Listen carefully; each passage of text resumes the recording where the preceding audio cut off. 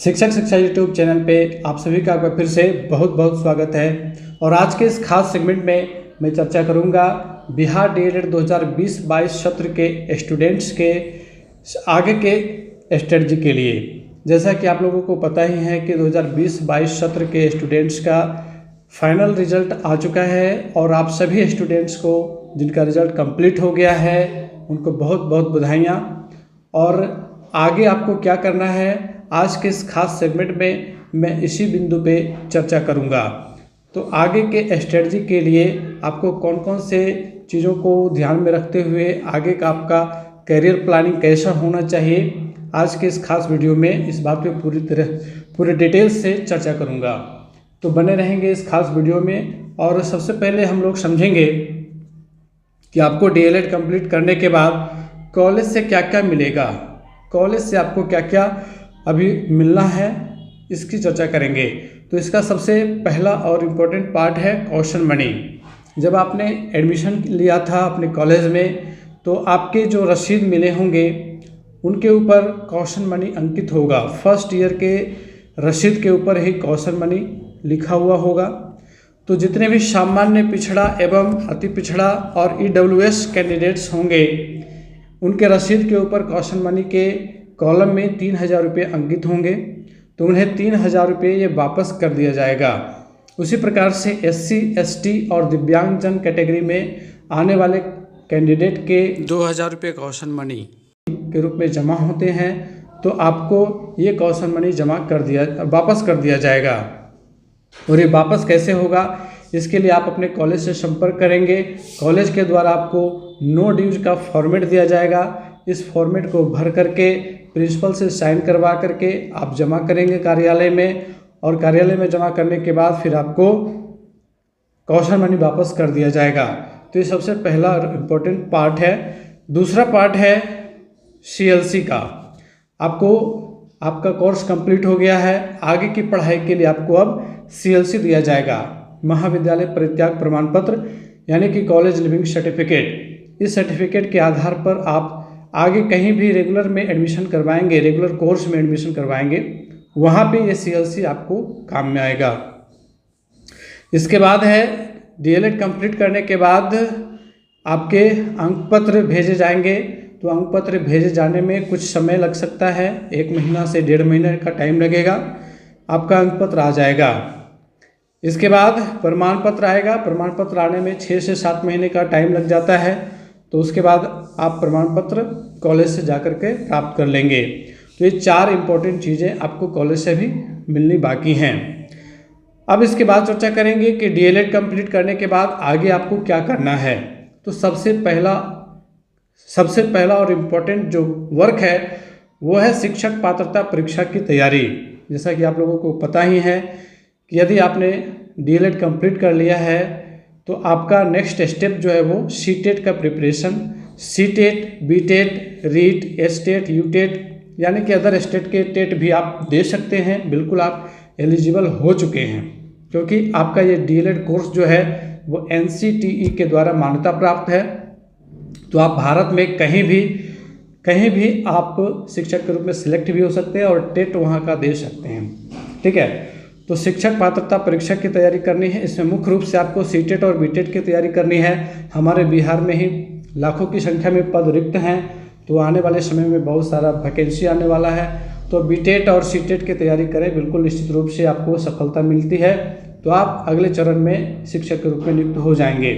तो सीटेट की प्रिपरेशन कैसे करें, इसके लिए आपको यूट्यूब पे कुछ अच्छे चैनल हैं जिसको आपको फॉलो करना चाहिए। इसके साथ ही आपको कुछ इम्पोर्टेंट बुक्स से प्रिपरेशन कर लेनी चाहिए, और बुक से ज़्यादा बेहतर होगा कि आप क्वेश्चन बैंक से तैयारी करें। प्रीवियस ईयर के क्वेश्चन सेट डाउनलोड कर लें, साथ ही उसका आंसर की डाउनलोड कर लें और उसे सॉल्व करें। सॉल्व करने के बाद आपको पता चलेगा कि आपका कौन सा सेक्शन वीक है, कौन सा सेक्शन स्ट्रॉन्ग है। वीकर सेक्शन के ऊपर आपको ज़्यादा फोकस करना है। तो जो भी हो उसके अकॉर्डिंग आपको तैयारी करनी है। मेरे क्लासेस इसके ऊपर ऑलरेडी आए हुए हैं कि सीटेट की तैयारी आपको अच्छे से कैसे करनी है। आप इस क्लास को देखेंगे तो आपके सारे सॉल्यूशन मिल जाएंगे वहाँ पे। अगला है कि अपनी शैक्षणिक योग्यता का विस्तार करें। यदि आपकी शैक्षणिक योग्यता इंटरमीडिएट है तो आगे आपको ग्रेजुएशन करना चाहिए। अगर आपने ग्रेजुएशन कंप्लीट कर रखा है तो आगे आपको पोस्ट ग्रेजुएशन करना चाहिए। साथ ही अगर आप चाहे तो डिप्लोमा या सर्टिफिकेट कोर्स के रूप में कुछ इम्पोर्टेंट कोर्स आते हैं जो इग्नू के द्वारा करवाए जाते हैं, आप इसे कर सकते हैं। शिक्षा के क्षेत्र से जुड़े हुए डिप्लोमा और सर्टिफिकेट के कोर्सेस। डिप्लोमा का कोर्स 1 वर्ष का होता है और सर्टिफिकेट कोर्स 6 महीने का होता है। ओपन यूनिवर्सिटी करवाती है तो इसमें ज़्यादा परेशानी भी नहीं होगी। आप एक बार एडमिशन ले लेंगे, उसका असाइनमेंट, प्रोजेक्ट वर्क जो भी बनाना होगा वो बना करके जमा करेंगे और फाइनली एग्ज़ाम में जा कर के एग्ज़ाम देंगे और आपको ये सर्टिफिकेट मिल जाएगा। ये सर्टिफिकेट भी आपको काफ़ी हेल्प करेगा। ईसीसी के लिए आप कर सकते हैं डिप्लोमा। उसी प्रकार से सर्टिफिकेट कोर्स बहुत सारे सब्जेक्ट में करवाए जाते हैं जो एडिशनल डिग्री आपको प्रदान करते हैं। इससे आपको एक्स्ट्रा बेनिफिट मिलता है।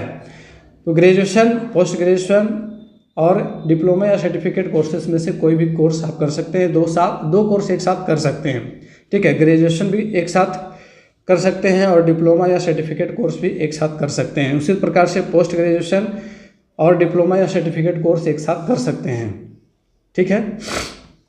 और इसमें यहाँ पे एक बात ध्यान में ये रखना है कि आप कोशिश करें कि ओपन यूनिवर्सिटी से ही अपना ग्रेजुएशन या पोस्ट ग्रेजुएशन कंप्लीट करें, क्योंकि अगर आप सीटेट कंप्लीट कर लेते हैं और आने वाले टाइम में 1 साल 1.5 साल के अंदर अगर आपकी नियुक्ति शिक्षक के रूप में हो जाती है तो उसके बाद क्या होगा कि आपका अगर रेगुलर कोर्स में एडमिशन होगा तो वो छूट जाएगा। वहाँ पे आप वहाँ पे फिर रेगुलर क्लास नहीं कर पाएंगे और वो आपको वहाँ से फिर अलग से एडमिशन लेना ही पड़ेगा, ओपन से ही लेना पड़ेगा। तो इसलिए समझदारी इसी में है कि आप ओपन से ही ले लें तो ज़्यादा बेहतर होगा, क्योंकि ओपन से लेने के बाद आपको किसी प्रकार की कठिनाई नहीं होगी। आगे आप आराम से एग्जामिनेशन दे पाएंगे। सर्विस में रहते हुए भी वो सारा प्रोसेस हो जाएगा, क्योंकि वो ओपन होता है, उसमें क्लास करने की ज़रूरत नहीं होती है। अच्छा, अगला पॉइंट है कि किसी मान्यता प्राइवेट विद्यालय को ज्वाइन कर लें या फिर खुद के कोचिंग क्लासेस शुरू करें।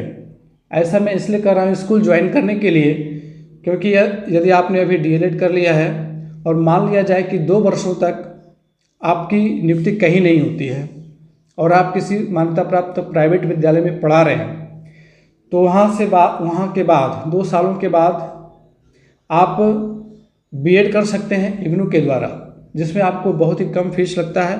बीएड का अभी इग्नू का चार्ज 55,000 रुपये है।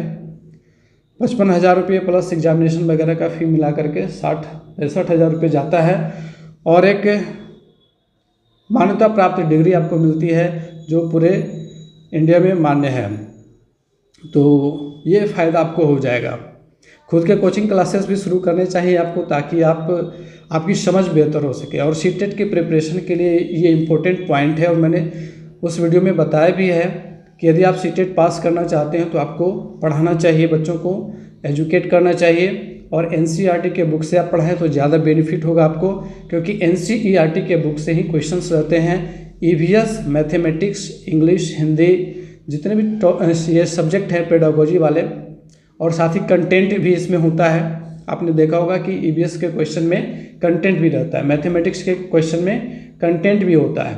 तो कंटेंट वाला टॉपिक जो है वो आपका एनसीईआरटी के बुक से ही लिया हुआ रहता है। तो यदि आप एनसीईआरटी की बुक्स पढ़ाते हैं तो बहुत ज़्यादा बेनिफिट आपको होगा। और मैं यहाँ पे अपना उदाहरण देना चाहूँगा। मैंने 2011 के बीटेट को क्लियर किया था। उस टाइम पे कोई कोचिंग नहीं था, ऑनलाइन का तो ज़माना ही नहीं था, मोबाइल फ़ोन भी इनफैक्ट मेरे पास नहीं था उस टाइम पे।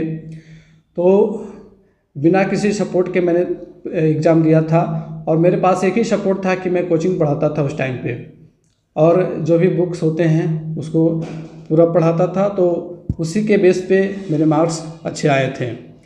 तो अगर आप अच्छे तरीके से पढ़ाते हैं, चीज़ों को समझते हैं, टीचिंग एप्टीट्यूड को आप समझते हैं, तो निश्चित रूप से आप सीटेट क्लियर कर पाएंगे। और लास्टली एक गोल्डन स्टेटमेंट आप याद रखेंगे, positive mindset and self motivation are the key points to achieve your goal. आपको अपना लक्ष्य तभी प्राप्त होगा जब आपका माइंडसेट पॉजिटिव रहेगा, आप सेल्फ मोटिवेटेड रहेंगे। निश्चित रूप से यदि ये 2 गुण आपके अंदर हैं तो आप किसी भी गोल को प्राप्त कर सकते हैं।